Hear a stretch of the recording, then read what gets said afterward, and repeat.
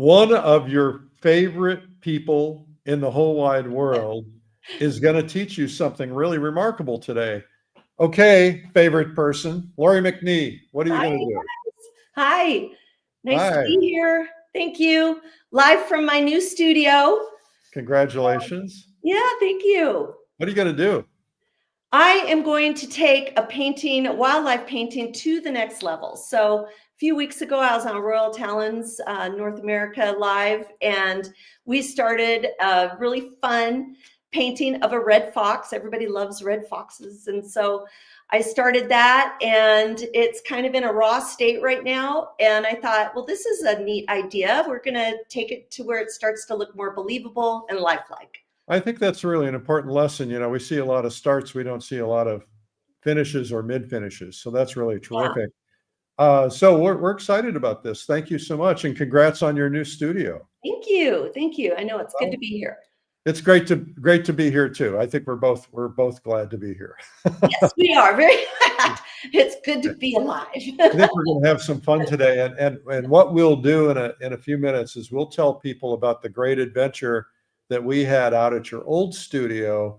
Gosh, it was probably pre-COVID, but we'll tell them about that. Let's get the show officially started. Okay. It's Art School Live with Eric Rose. One of your favorite people, Lori McNee, one of my favorite people. We're going to have a lot of fun today. She's a brilliant artist. She has been huge on social media. She's done it all. She's an ambassador for some other companies. She's a very well-known artist. She has her own art materials, branded stuff out there. She's a big deal, right? It's pretty cool. And we've been friends for a while. And so she's going to teach you about wildlife painting. But first, let's show some of her work because it is beautiful. So we're going to do some wildlife paintings here today. Okay, good. Now that is not wildlife. That's farm life. And air life, bird life. Nice. Oh, I like that. That's beautiful. Okay, so we're going to learn about doing wildlife painting today. And Lori McNee, take it away. Okay, we're looking at my palette right now, and I paint solvent-free. So this is water. This is just a water bucket right here. Instead of solvents, it's water. And so that's water-based oil? Yes, water-mixable oils. They're oil-based. That's a misnomer. Water soluble. It's not soluble. It's it's solvent-free, and so we are able to paint with water instead of the solvents, and that's the only difference, is dipping into water instead of solvents when we start painting, and then can use mediums. And we'll talk about that as I progress. But okay, and why do you do solvent-free? I do solvent-free. I started painting years and years ago as a wildlife artist back in the 80s and 90s, and I had small children in the house, and I studied under the likes of Robert Bateman and John Seary Lester and many of the greats, and they painted with acrylic primarily. They also did oils as well, but I painted with acrylics, and to keep my home solvent-free and not have the fumes that the solvents cause. So I started with wildlife art, and then I got bored with painting from primarily photographs, and that's when I discovered plein air painting. But I still remained solvent-free when I started painting with oils. So this is my palette, and I'm using kind of an unusual palette today with titanium white, yellow ochre, cad lemon, ultramarine blue, madder lake. That's like alizarin crimson and a lot of other brands, but alizarin can be fugitive, which means it will it's not color fast. Yeah, it might change color with time. So, and then transparent oxide red and Payne's gray, which is something I've added to my palette recently, but I want to show you if I can find. Okay.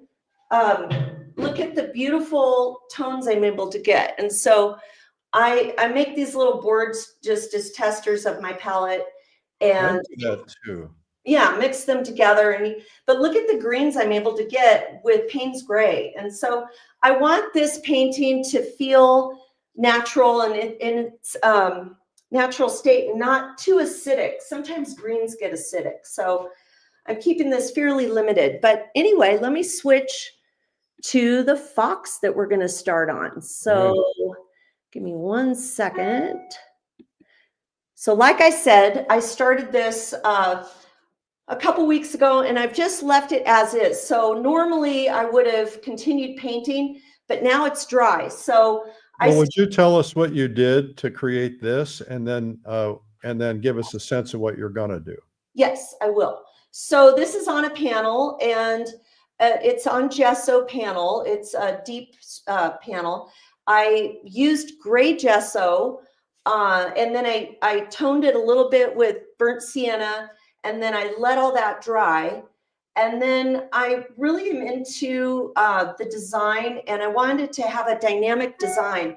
So I lately really enjoy using a couple lines that help with dynamic symmetry. And so I always find out where my center point is.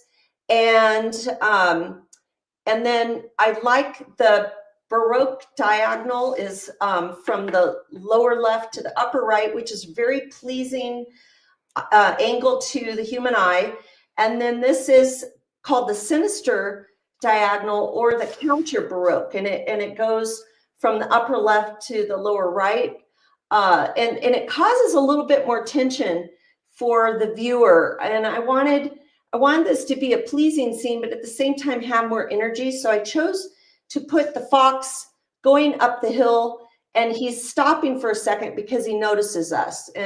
And I also broke a rule where he's almost on the center in a way. I've actually put this eye on the center line because I just, again, wanted to cause that tension. So it's going to be important that I balance this and over here. And so I've been thinking of that as I am moving forward. I real quickly need to grab my my reference material, which I take a lot of my own photos, and I actually I didn't have a single photo to share of what I'm looking at for reference, because I have kind of made him up in a way. And that doesn't mean I'm not using photos for reference, but anyway, I am going to switch to quick dry medium because it's a little bit fatter than the painting medium that I started with the other day. And I'm adding a little bit. Should I be switching to the camera of mixing at the same time? Like, what do you want? No. Just go ahead. Okay. Yeah. All right. So now I know I want to just see, he got a little fat. So I'm going to come around and. Yeah, that happened to me too. Exactly. I wish it was as easy as brushing out some of that fat. So wouldn't that be true?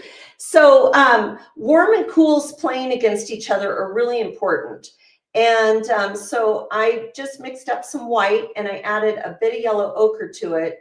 And the fox, the fur on the fox, I want to brighten him up a little bit, but he's going to be a little bluer. The ruff of his neck here is more blue-white. So I'm going to show you how you can see. So blue-white is cooler white. Yes, this is cooler. And then this is it's interesting, right against the warm of the yellow. Yeah, you can see it helps pop him, because I wanted to make a... But you're leaving a little line there of the dark. Yeah, I do that. And a little bit of a line, but he was getting slightly fat. So I'm going to... Oh, he's a big eater.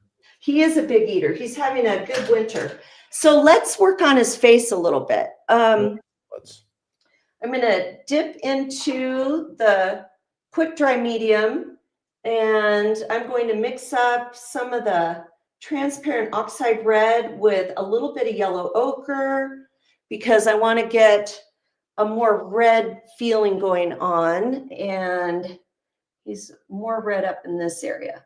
I'm using a little bright brush. If it was a bigger area, I'd probably use a flat, but I'm going to control this right here.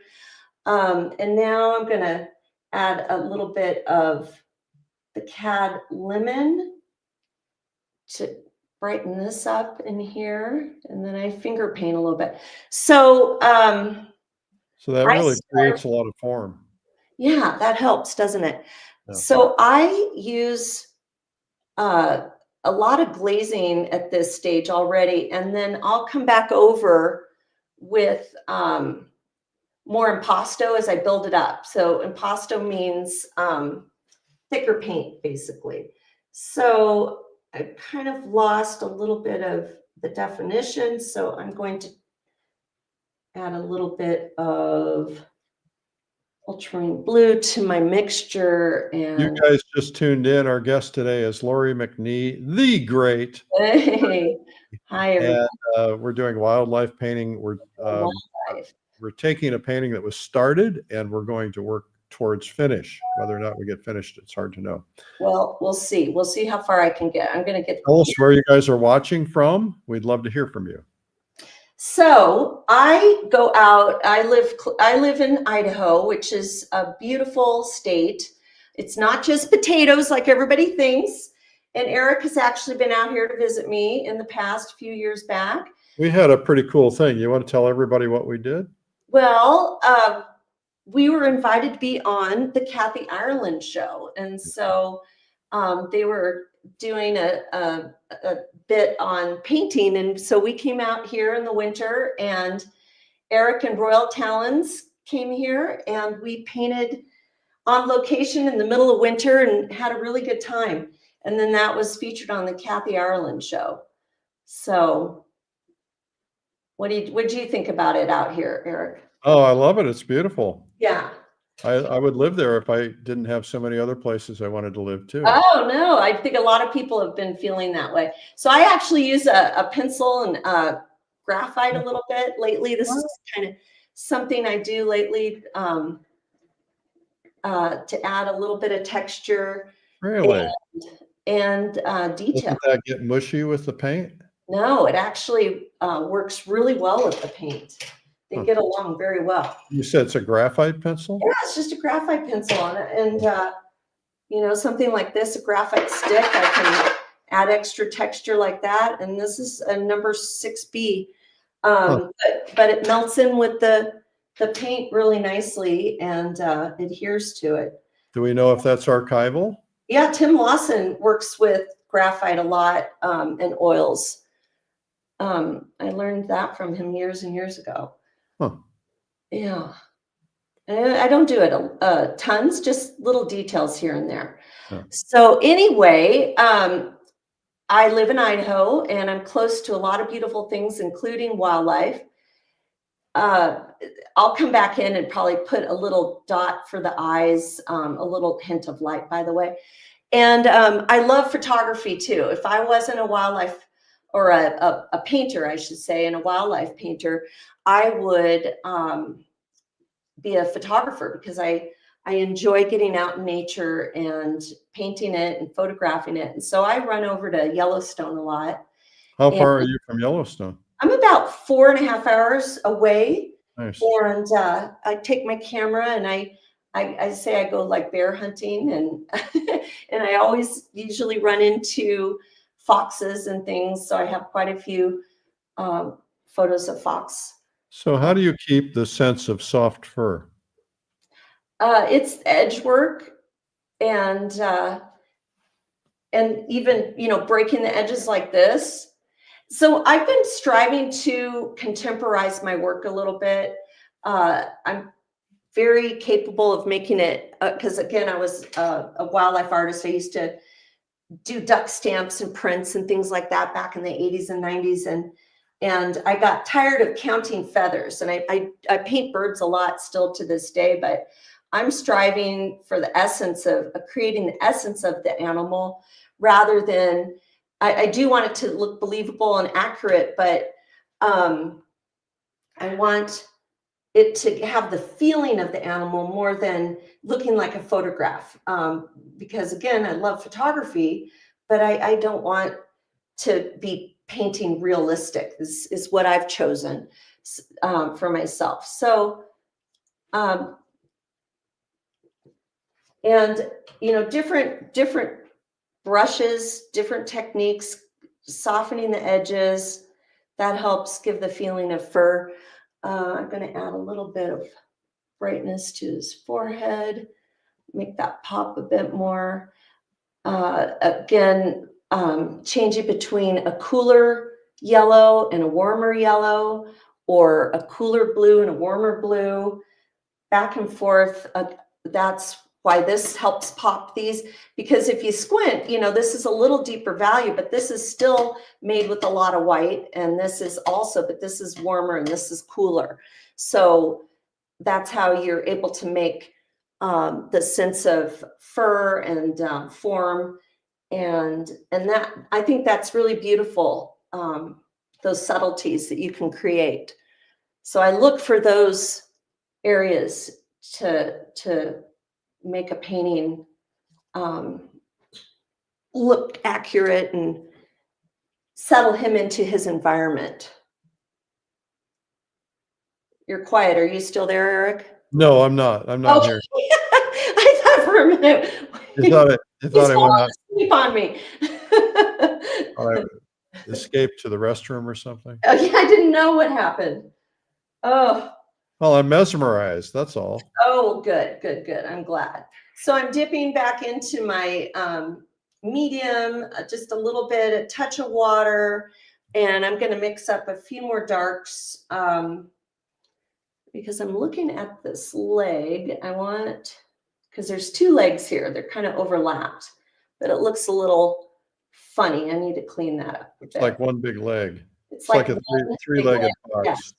So I want to fix that and then give more form to this tail too. And I finger paint a little bit, as you can see. And I wear gloves for that reason. You know, these, I do use cadmiums, and so it's better not to get them under your fingernails, but for the most part, they're pretty safe if you don't eat them. But I still like to wear gloves, just an extra layer. And then I don't have to worry about washing my hands as much. If you don't eat them and you don't sand them. Yeah, don't sand them. That's right. And if you ever have to sand them, I always try and do it outside and wear a mask. Yeah, I was sanding a painting last night inside without a mask, and then now I'm thinking, well, that was stupid. Yeah, you don't want to do that. That's hello, India. Welcome. Not good to breathe. Oh, hi, India. How fun is that?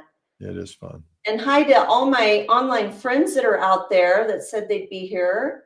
And it's fun to have you. Wish I could. You guys are new. We're here every weekday at 12 noon.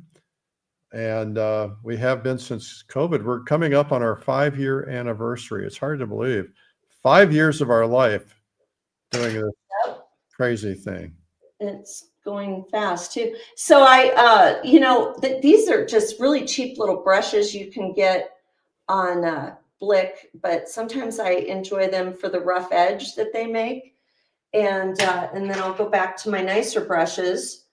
And with solvent-free water-mixable oil painting, they say not to use bristle brushes, like natural bristle. And the main thing is you don't want to leave them sitting in the water because they'll have a bad hair day after that. So I'm having one of those now. Yeah. So that's just the tip with water-mixable brushes is don't leave them in the water. Well, the other thing, well, I think in general, don't leave brushes in the water. Yeah. But the other thing that I discovered quite by accident is water-mixable oils don't work on certain surfaces. Oh, that's a good point. So they work on almost everything as long as it's not oil primed. So right. You don't want to use an oil primed canvas or panel because the water, the first layer you're going to be doing is the water on here. And, Thin. you know, I'm going to squirt some water on here. Just see how it's rolling off right there. That's because this is dry now. And that's what your paint would do with an oil primed canvas. It will just bead up. And Well, so, and what I found is it got sticky. yes, that can happen too. Yeah. But that, again, maybe you were, well, were Well, you? that's because I was using an oil primed canvas. Oh, yes. And Yeah. so it just, you know, once Royal Talon said, no, don't do that, then that solved everything. Hello, Well, Netherlands. Welcome. hi. I'll be in the Netherlands in May. Oh, wow. Can I Yeah. go? Yeah, I'm going. I'm teaching a workshop coming up. So anyway, looking forward to that. I wasn't supposed to say dates because this is supposed to be evergreen. I'm sorry I just blurted that. But anyway. Okay. So I am going to come back around now, differentiating his fur from this background that got a little too warm. So add a little blue back there. Because this is warm, even though it's dark, it's kind of a warm tone. So I'm going to add a bit more blue to the snow to help that pop. So my paintings really started to go to the next level when I started to understand the way to play warm against cool tones, like here and here and here and here. If this was a warmer snow color like right here, it's very subtle. This is a little bit warmer and this is cooler, and this is a little bit warmer and this is cooler. And it's very subtle, but it works together with the eye. But those little tiny differences really matter to create form and atmosphere. Honestly, that's what I love to create in my paintings, is a sense of atmosphere. Tina's asking, did you start with oil from the start, or did you start with acrylic? So I started with gesso, and then I used gray gesso, and then I toned it with burnt sienna, which was acrylic, just this color here. And then once that dried, I jumped right in with the oil and started painting. And I also used, for some expressive mark making, because I've gotten into mark making, this will kind of disappear underneath, but you could do oil pastels. And I've been using these, well, they're an art crayon, and they are water soluble. So you don't want to put art crayons on top because those won't be archival. But underneath in this area, I'll be covering it up, and then I will scrape back, and it will add more excitement to the painting as far as Ooh, I hope we get to see some of that. Well, that's what I'll do a little bit of that right now. So I'm going to mix up some snow color.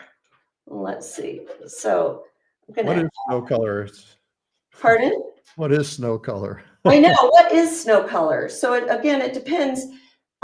This is a little bit warmer back here because the light is glistening back in here. So this will be lighter, brighter. So I'm starting with white, and I'm adding in some yellow ochre and ultramarine blue. And question, I'm sorry to interrupt you. Oh, I know no, that's okay. question was, do you have an oil-based gesso or an acrylic-based gesso? Oh, that's a good one. We've just talked about that. You maybe missed it, or maybe we kind of didn't explain it well enough. But when you're painting with water mixable oils, and you do not want to use terps or other mineral spirits and things like that, you want to start with an acrylic primed gesso. And you can go to like the store and grab, most of them are either called universally primed or acrylic primed. And so that's so you can use the water. Otherwise, what's the point? I mean, you're going to have to use either no solvent at all and just start painting alla prima with the paint itself. But the water, helps it all flow better. So you definitely want to use an acrylic primed canvas. All right, good. We're making progress. If you're just tuning in, our guest today is Lori McNee, and we're painting a red fox with water-soluble or water-mixable. Yes, solvent-free. And, You know, water-miscible. That's miscible. Soluble is a different word, you know, because that's more like watercolor. It breaks down the pigment and it melds together. Whereas the emulsifier in the water mixable oils, there's an emulsifier that allows its chemistry, which it's over my head, but I do know enough that an emulsifier is used and it allows the oil and the water to mix for a short period of time. Now, once this painting is dry, like this section was dry and there's oil on here, even though it's rather thin right now, there is oil. I can't just use water and oil paint because it won't adhere. You still have to follow the same rules as in traditional oil painting because you want to start from lean to fat. So that means you start with the water, just like you would with the terps or the mineral spirits, and lay in the underpainting. And then you start building up with more fat, which means more oil. And you don't have to use the mediums, just like with traditional oils. But I like, especially in my studio, I prefer the glazing techniques and the beautiful subtleties that you can create with oil painting that you can't get if you don't use the mediums. The one thing that's beautiful about oil painting with mediums is it almost creates like a stained glass effect. The light is going through the different layers of oil and it's refracting back at you. So I do like that about it. Now I'm going to add a little bit more blue, ultramarine blue. All right, I want everybody to. We have a new platform today. We're currently broadcasting on YouTube, Facebook, Instagram, X, and today we added Twitch for the first time. So Yes. if you have any Twitch people, or tell us, everybody, just tell us what platform you're watching on. Go into the comments right now. I've never used it. Oh, it's massive. Yeah, I know it is. All right, so this is the foreground. So it's going to be cooler as it's coming to me. And I know that's counterintuitive because warms come forward, right? But with snow, it usually gets bluer at your feet and closer to you. And this is also in shadow. So, well, Lord knows you have plenty of snow around there. I am a snow expert. You took me painting in the snow that day. We had that video crew for Kathy Ireland, and I'm freezing. I think you were the one who said, get the car mats out of the car and put them on the ground. Yes, that helped insulate my feet. Yeah, that's a little plein air trick. Oh, I want to talk about that too, because obviously I love plein air painting and I do a lot of plein air painting. But being a wildlife artist, back in the day when I was really just working with photographs and got pretty bored with it, I discovered plein air painting. And this is like, 25, 30 years ago. And it brought a whole new level of understanding of how to create the environment for the animal. And plein air painting is so important because you really see the subtleties that you can't see in a photograph. And I know nowadays with HDR and Photoshop and things, we can see a little bit better into the shadows and stuff. But you really, when you take a photograph, the lights get blown out and the darks get too dark and you can't really see into them. So plein air painting really helps you understand how to create the environment for your animal. And so it's a wonderful discipline. Changed my life. It makes everybody that I know that decides to do it, makes them better painters. And they don't necessarily start it for that reason, but it's so much fun being outdoors and being in nature and hanging out and painting with other people. Yes, that's You and I met for the first time. Do you remember? yes, I do. I can picture even the exact place. Okay, tell me that. Well, I don't know what city it was because they all run together, but it was at the plein air convention. Yes, And it was you, at Red Rocks. It yeah, was, oh, is that where it was the first convention? And Yep. I think you were sitting in a restaurant yes, eating, and I went over and introduced myself. yes, that's right. Because I was like the social media queen back then, you know, and big Twitter following and early adopter of social media, which was so much fun. But I Oh, wanted to be you were a artist. giant on social media at the time too. Yeah, yeah, and love it. But I'm having fun focusing more on my art these days. So Well, you know, it can become a little bit of an obsession, and you have to do it all the time. And then one of the hard parts is all these people who perform their whole lives for social media, and then it's just like every time you turn around. I was on an airplane, and this woman was taking pictures of herself and posting them. It's like, okay, on the airplane. yeah, I know. Everybody's different. Yeah, so that was an amazing experience. That was the first plein air. And how many have you been to? I've been on faculty every year since then, but I did miss last year because of my house being built. And I missed the year that my mom wasn't well. And so, but I've been to all of the others, and I'm going to be there this year. And I am going to be running the critique on, I believe it's Wednesday night. And Yeah. so I'm really excited for that. So what would you say to somebody who has never been? I hear people say things like, I don't want to go because the crowds are too big, or I'm not good enough, I don't want to paint in front of other people. What do you say to people like that? Well, first of all, I was telling Ahmadine before we went live, I was so painfully shy when I was a gal in school, and in high school, I'd get called upon and I almost would pass out, and so I understand that feeling of being overwhelmed a little bit with crowds but I'm not just saying this, you're not paying me a thing for this. It changed my artistic life to go to the plein air convention. You and I met and started doing cool things together. I met my important sponsors out there that have helped change my art career and life. And I met amazing artists. I have discovered so many things, and it opened up such a bigger world for me than my life would have been without it. So I'm very grateful for the experience, because being an artist is kind of lonely at times. We're by ourselves a lot. And especially where I live in Idaho, there's not a huge network of other artists. And I'm in my studio by myself most of the time. So going to an event like that is very energizing. And you can come home with so much inspiration. And it is what you make of it too. You don't want to just go and just be a little wallflower.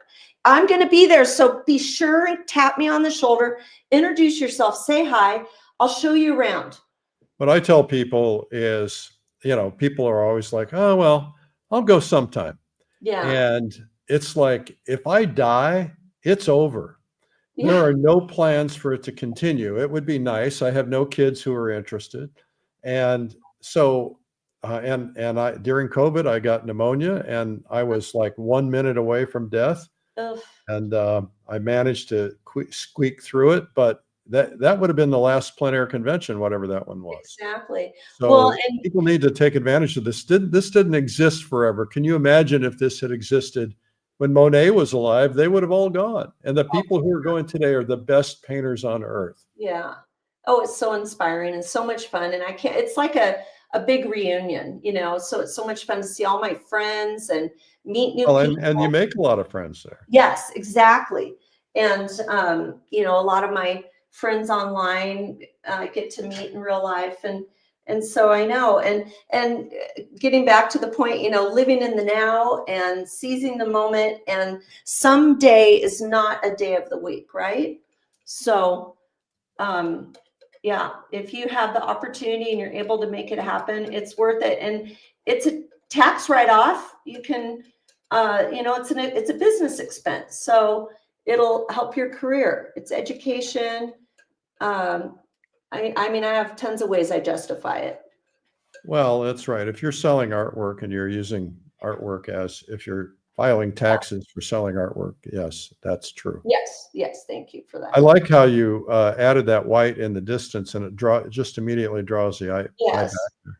Well, I'm still going to try and figure this out over here, but I'm going to show you a couple fun things that I can do with solvent-free painting. And I'm just going to show you, I'm adding a big pile of water with some blue and white, and then I'm adding the mediums so that it will stick. I don't want to get too, you know, if it's too much water and not enough medium, it won't be archival. So I made it kind of sloppy pile of paint, and then I'm adding the medium in, and I'm going to splatter. I've been splattering lately and having fun.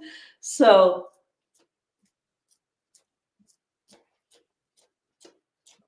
and I just think this is so much fun now. You're probably going, oh my God, what's she doing? But then I use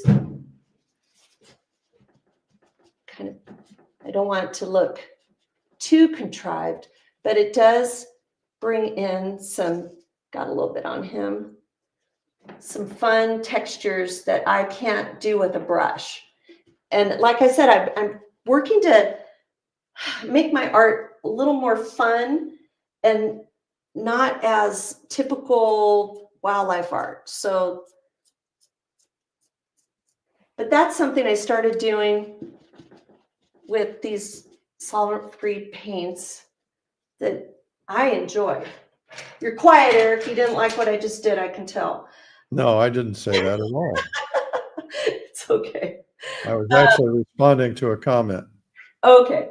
And now I'm going to mix up a little lighter white. Okay, here's what I want you to do. Yes. I want you to take a break. Go get a glass of water. And because I'm going to save the drama for just a minute from now. Don't do any of that. Put that away. Oh, you're talking to me. Okay, I thought, okay. Get some water. Break, and then we'll be right back with Lori McNee. Okay. Oh, man, she doesn't listen. Actually, she does listen pretty well. Thank you so much for being here today. I'm Eric Rhodes, and we're here every weekday at 12 noon. I want to encourage you to subscribe to this program. Just go to YouTube and hit the subscribe button and just go in and find Art School Live. We're coming up on our 5-year anniversary, and we're planning something big. Can't tell you anything more than that right now. Quite frankly, I don't know. My producers will come up with that, and I'll just show up and do whatever they tell me to do. Okay, so a couple of things. We've been talking about the plein air convention. Watch this right now about pace. It's really good.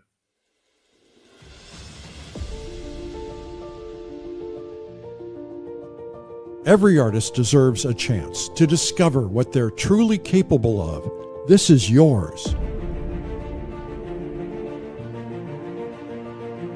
Join the world's top painters for 5 days of immersive learning, creativity, and connection in the most picturesque regions of Lake Tahoe and Reno. I enjoy the scenery, I enjoy the locations, and I enjoy meeting people. With hands-on coaching, 5 stages, plus daily painting sessions and a community of passionate creators, you'll grow your skills like never before. It's a wonderful experience. I mean, it's a wealth of information. I got personal instruction from 𝗂𝗶𝗵𝗃. Do you believe that? I'm so excited. It's just awesome to hear other people talk about painting. At Pace, you're not just learning, you're connecting. Build lifelong friendships with like-minded artists who share your passion.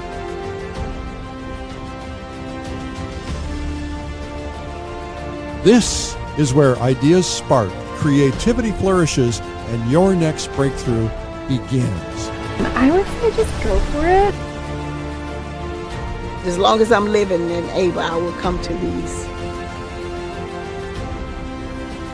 Just sign up and go. Don't wait, seats are limited.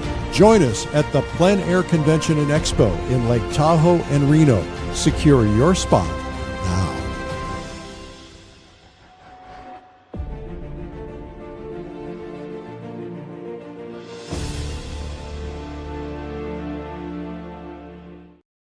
Our guest today is Lori McNee. We're doing wildlife painting. Lori, you're back and you can start up again. Okay. I got to tell you, though, we got a couple of cool things happening at Pace. Now, you know what we do. You know the kinds of things we do because you've experienced it. But we always have a closing party.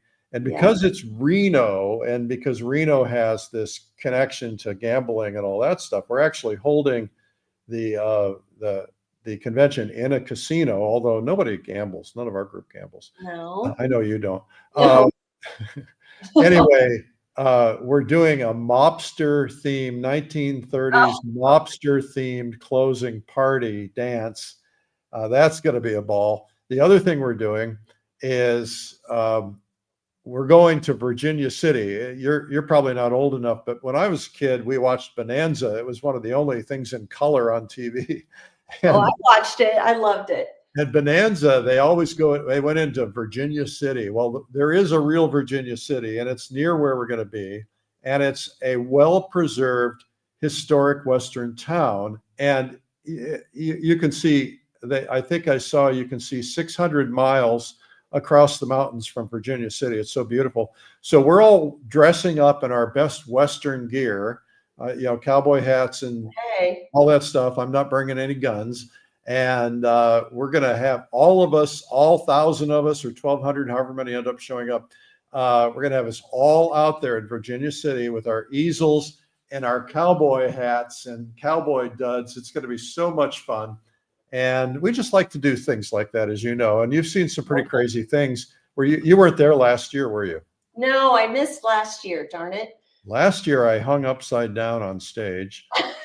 And I did an acrobatic act with, we hired an acrobat, and I did it with her, and I went up in the scarves and I turned upside down, and it was pretty fun. And of course I screwed up my back it took me 6 months to get back to normal. Okay, well, you need to get teaching again here. Okay, I'm still painting, just having fun, making a few details up here, working to pop his ears against the background. I'm gonna leave, I don't know what I'm doing quite yet. I'm gonna thicken this up, but these are going to be trees back there, and I'm still gonna think about what I want to do with them. But I want to get the edge. They have, foxes have this nice crisp dark edge around their ears, and I'm gonna hint at that to make that pop, but it's starting to feel more fox-like. It's popping out. Let me see what happens back here behind him. There we go. And this is really rather thin. It's a glaze, and I'm going to keep this background fairly thin and not put a lot of paint there, because I want to build this up to feel like this is in the foreground. And one of the tricks we can do, we're working on a 2-dimensional space, trying to replicate, all the dimensions that we can't see on a flat surface. So one of the ways to bring the foreground forward is to add more texture and brushwork and energy to the foreground and keep the background a bit more quiet. So that's what I'm doing right back there.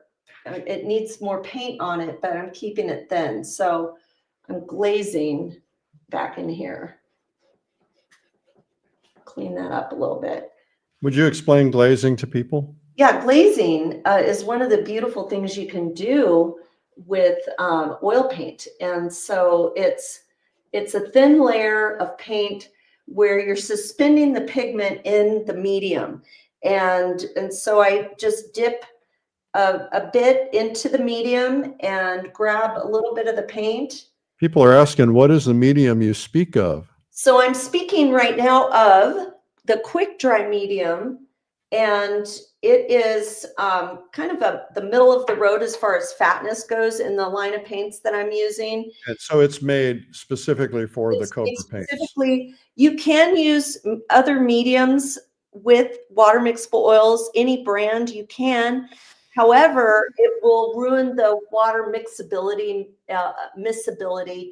So it's pretty important. Because, you know, like you said, sometimes, oh, they get sticky, and, you know, some of the common complaints oftentimes has to do with people are not using the right mediums with the paint. So if, for instance, if you're using Winsor Newton, you want to use a Winsor Newton product with the paint, and same with 𝗂𝗂𝘅. If you're using 𝗂𝗂𝘅 and all the other wonderful brands, it's better to keep to their formula because they all have a little bit of a different formula. Yeah. And Hey, 𝗪𝗶𝗹𝗱𝗍 Mortensen is in Sweden, and she says, it's hard in Sweden to do plein air painting because it's so cold. I paint from my car sometimes. Do you have any ideas or tips? Sure. So if she wants to be outside instead of in her car, I mean, I've done that too when it's so cold. So again, I live in Idaho. And if you're talking about tips with water mixable oils, when it gets below freezing, it is slightly challenging because the water does freeze. So if you're going to paint, if you want to paint with water mixable oils in the winter time, you probably won't use water. So you'll be using straight from the tube paint. You can bring a thermos. So this would be vodka mixable oils. Yeah, you know, that's what some people do. They use alcohol and vodka or gin, but I've never tried that. Oh, all my artist friends in Russia use vodka. They'll mix vodka into their paints because they don't get stiff that way. Yes, and so that is something you can do. And you know what's interesting is when you make an ice rink, if you build your own ice rink in your yard, which we've done in the past when the kids were little, you make it smooth with hot water. And so I used to try plein air painting in the winter with a thermos of hot water, but the hot water actually freezes faster than cold water. So I didn't know that. yeah, isn't that interesting? And it makes it very smooth at the ice rink. But yeah, you could use alcohol, but as far as staying warm, those little hand warmers that you can use for skiing, those are nice to keep handy for you to either have in your glove or hold on to. I put them in my gloves. I put them in my boots. Yeah, exactly. I even bought electric gloves. Yeah, electric gloves is just, they're kind of cumbersome. Yeah. So this is You're just softening that edge back there with what? This is just a room key, and whoops. So I kind of carried a little bit of that up there, and I'll just wipe it back. This is, you can use an old credit card, a room key. This is from one of my trips. I usually bring a room key home from some place that I've been, and I'll use it as a fun tool. Yeah. And but anyway, standing on the mats from your car, keep your feet warm, right? You learned that one. Yeah. And so when we went to I do these we do these retreats. Maybe you've been to them. So I do one called Fall Color Week, and we were up in Canada in Kananaskis Park, Banff Lake Louise. And we were there for fall, but they had a rare 100-year winter storm. And we got dumped about 4 feet of snow. And we were like, okay, we're here. We have to paint. So we had to figure that out.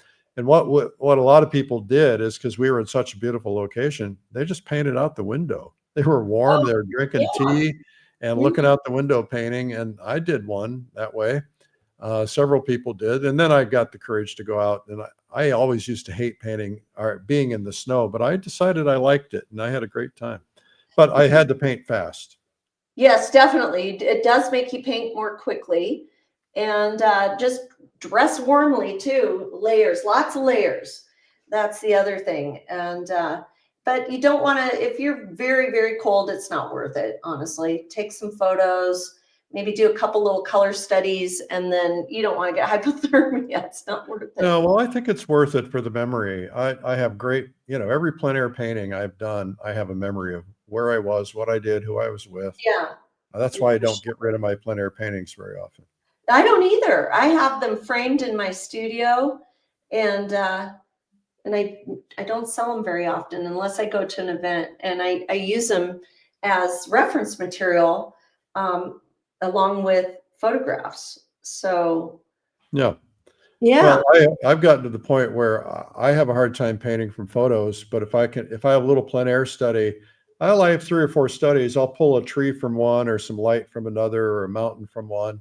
And in that way, I'm getting what represents the colors I saw in person rather than Yeah. photo. Yeah, exactly. So another thing with wildlife art, it's good to have an understanding of the animal and the anatomy somewhat, and to study them, and the brush marks that you make. You can follow the contour of the body, and so it does help to observe wildlife in real life, and not just from photographs. And photographs also distort oftentimes the perspective, and so it's really good to get out and observe, and that's another bonus with plein air painting, again, because you get to know your subject a lot better by watching and being out immersed in it rather than just from photographs. It's interesting, when you paint strictly from a photograph as opposed to live painting, you just learn so much from being immersed in the whole experience of it.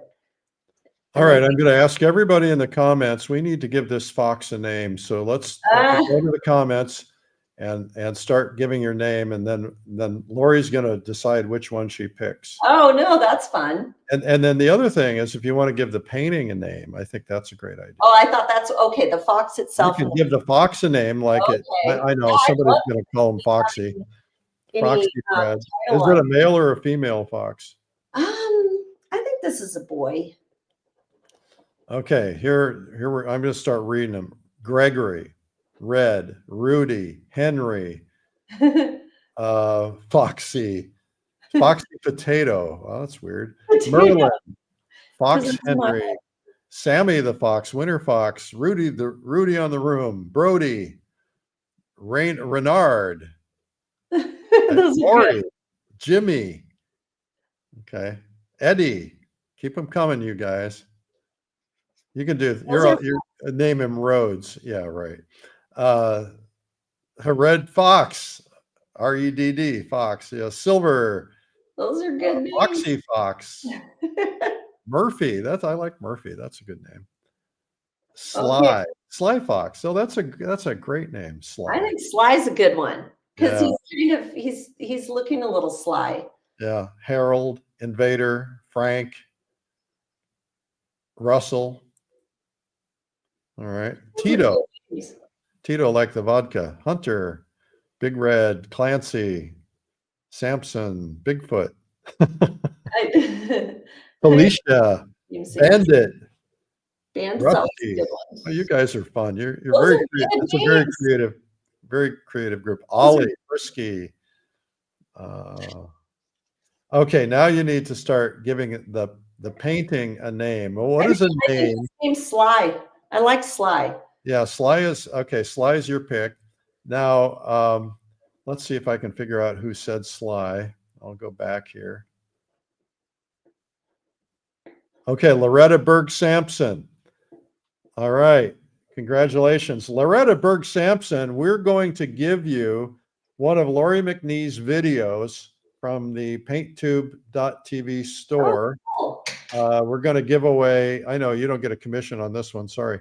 It's called Luminous Landscape Painting. It's such a good video with Lori McNee using water-miscible oils. yes. And so Loretta, because you came up with the name she picked, you get it. So congratulations. Amandine will coordinate with you on how to get that. That's fun. So now do you want them to name the painting? Sure, let's come up with a name. Something that would really go well in a gallery. Okay, let's see what kind of painting names we come up with. We'll see. We've only got a couple minutes, folks. I need a smaller brush for the eyes, which That's good.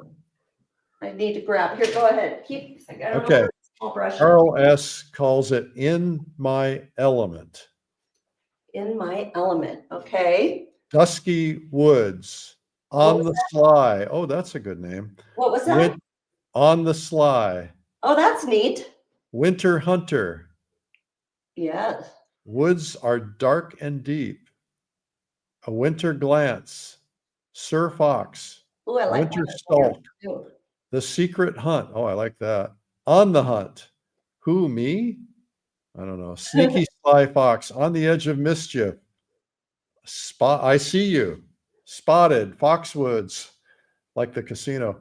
Sly in the Woods. Morning Watch. Lurker. You guys are so creative. Keep Oh my them coming. goodness, those are good. Out for a Walk. This is better than AI. Freeze Frame.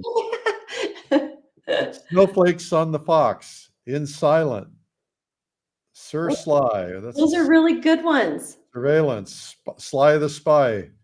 Winter Fox.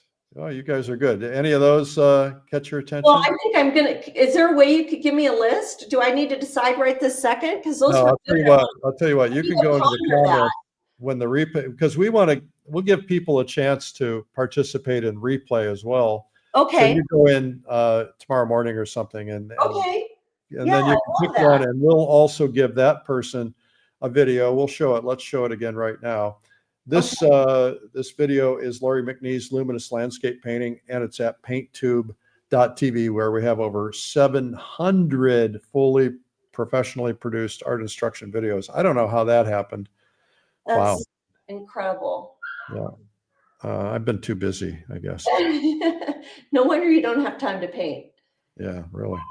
Okay, so we're going to wrap it. We need just like, what's the one thing that you need to do that's going to like be the last big thing that you do? Right now? Yeah. Well, it's not going to be finished. I was hoping I could get it a little bit further along. Well, But you did pretty good. you think? Well, Yeah. I mean, it's in its mid, it's about halfway finished, maybe a little more, 2/3. okay. So I would want to really concentrate on getting the proper glint in its eye, which that isn't right. Maybe that helped. You know, if this was a bigger, if I just ruined his eye, but if this was a larger painting, Well, put the brush down and come on camera because we're running out of time. Okay. Okay. Well, you'll post the finished painting, and Oh yeah, everybody I'll do see it that. when they follow you on social media. Yep. You can find me at Lori McNee Artist, and I'll post how I'm going along on this painting, and it should be Okay. finished here in a few days. It was a good demo. Thank you so much. Yes. Come on camera, otherwise you're going to miss out the opportunity. Sorry.